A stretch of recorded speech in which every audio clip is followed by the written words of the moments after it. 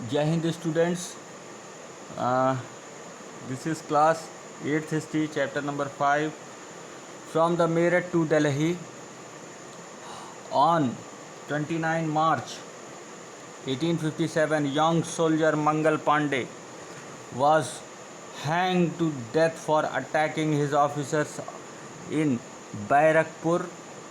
बैरकपुर एक जगह है बंगाल में। वहाँ पर जो है मंगल पांडे को फांसी दे दी गई क्योंकि उसने जो है ऐसी कारतूस बुलेट्स का इस्तेमाल करने से मना कर दिया जिस पे जो है काऊ एंड पिग्स की जो है फैट को लगा करके उसकी सील की जाती थी, और ये सील जो है लोगों को मुंह से तोड़नी पड़ती थी bye there teeths.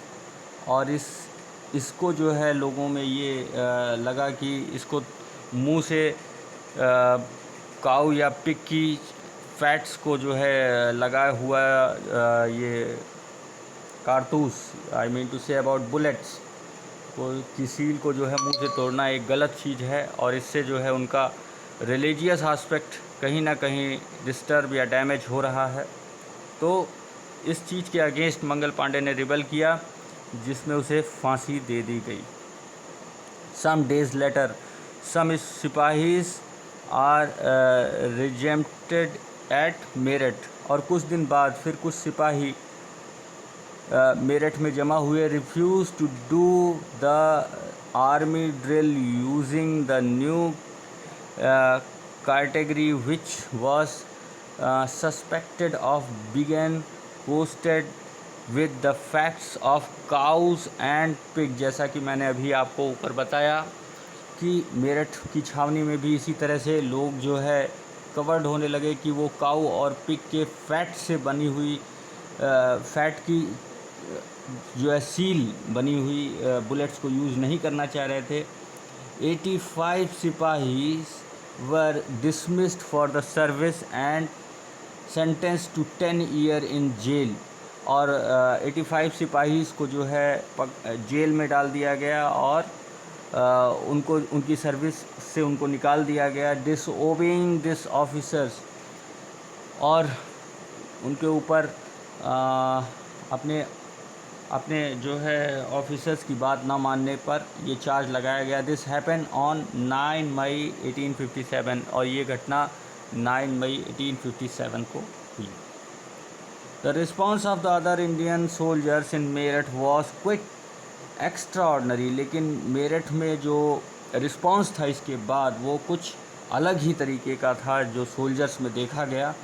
On 10 May soldiers march to the jail in Meerut, और वो सब जेल की तरफ मार्च कर गए एंड रिलीज द इम्प्रिजनमेंट सिपाही, और जो सिपाही बंद किए गए थे उनको छुड़ा लाए।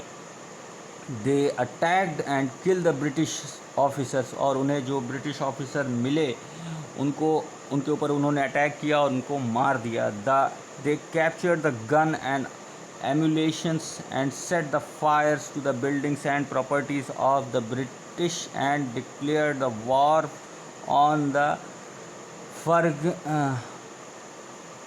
फिरंगीज़, और उन सब ने जो है इन ब्रिटिशर्स के अगेंस्ट वॉर करने का फ़ैसला ले लिया, और उनकी बंदूकें और इसके साथ साथ उनके एमुलेशंस जो कि वेपन हथियार के साथ यूज़ होते हैं, जो भी सपोर्टिव मटेरियल्स होते हैं वॉर के टाइम, उनको सबको ले लिया और वो बिल्डिंग्स और प्रॉपर्टीज़ पर अटैक करने लगे ब्रिटिशर्स की। और उन्होंने इसे डिक्लेयर किया कि वो फिरंगीज़ के अगेंस्ट वॉर कर रहे हैं। फिरंगीज़ कहा जाता था ब्रिटिशर्स को, जो भी ब्रिटिश मूल के लोग होते थे उनको फिरंगीज़ कहा जाता था। The soldiers were